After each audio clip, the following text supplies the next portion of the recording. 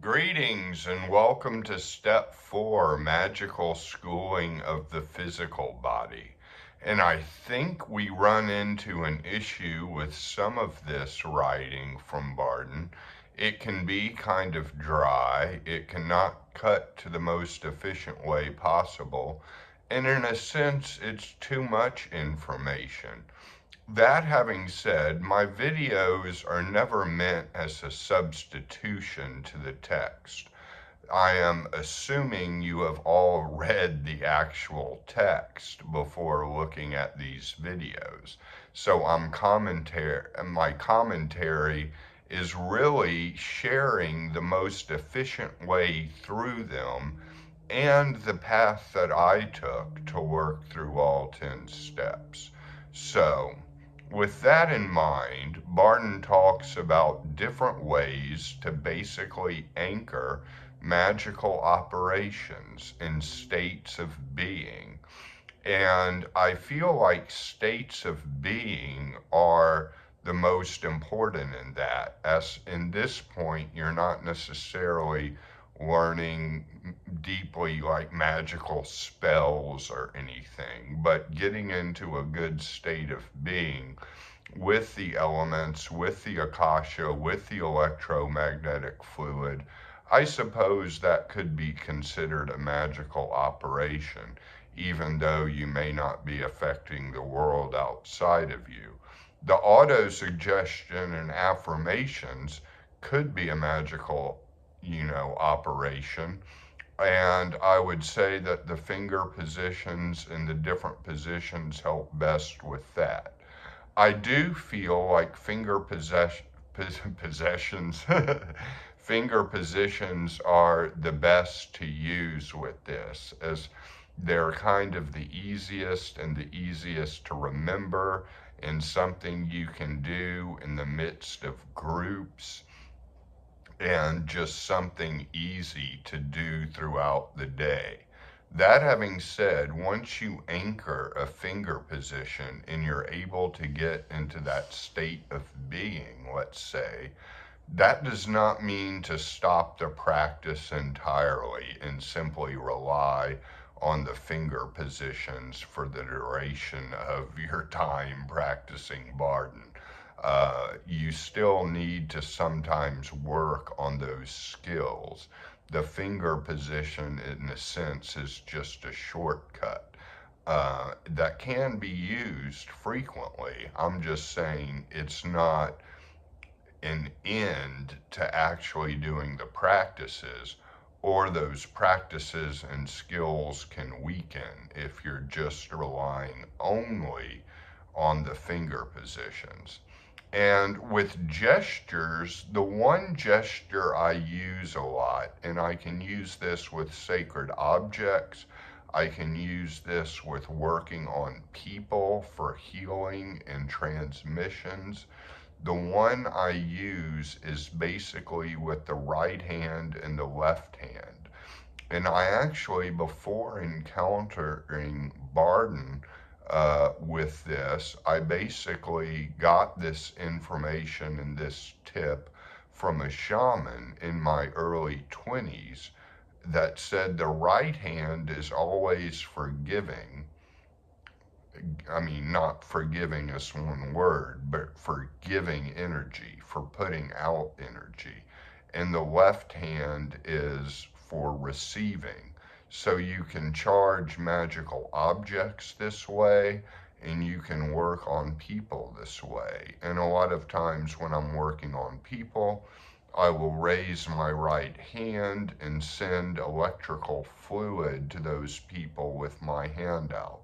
If I'm looking to receive energy from a good place that I'm in, or from a good room that I'm in that's filled with lots of energy, I will use the left hand to receive it and soak it in and let it soak in throughout all my body and spread out.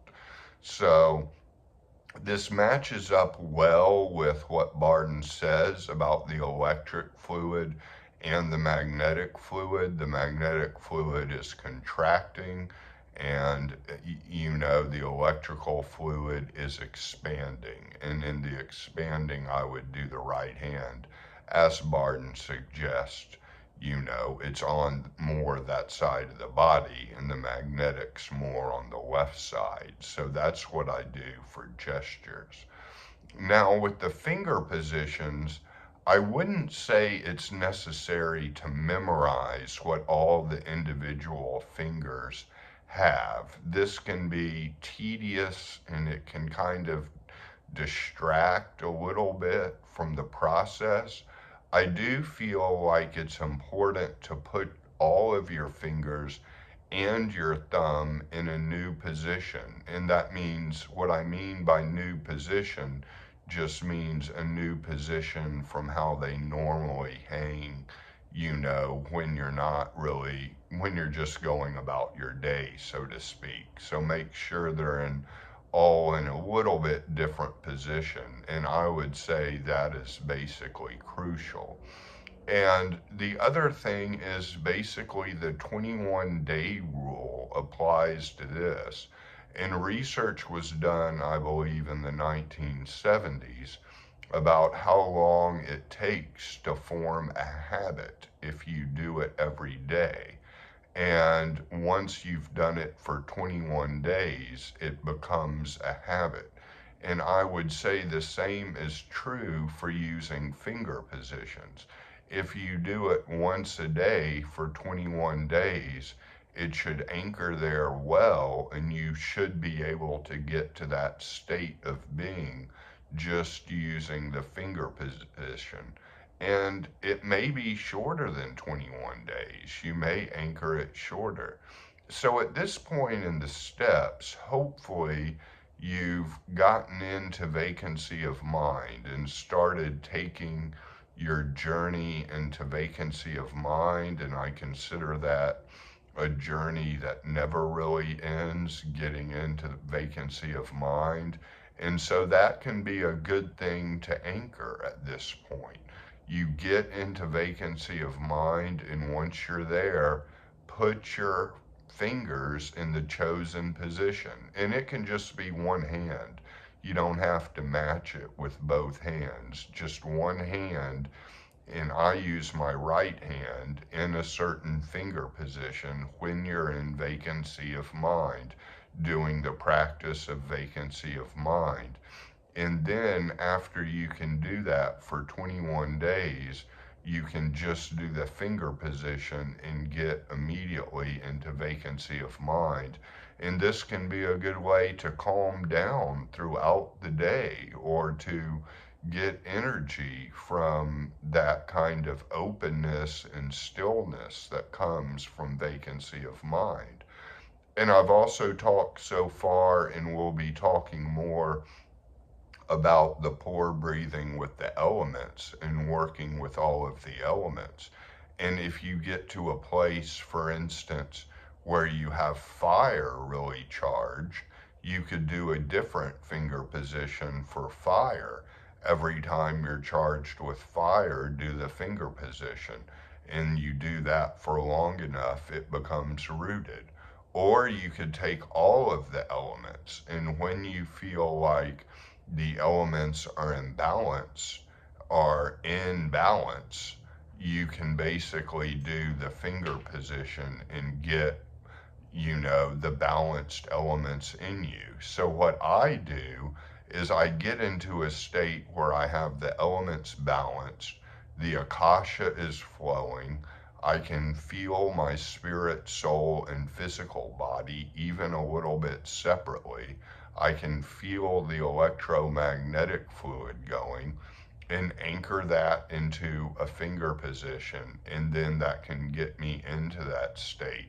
And it can get me into that state where perhaps I'm stuck, and perhaps where, you know, during the course of the day I got a little imbalanced. I can always go to that.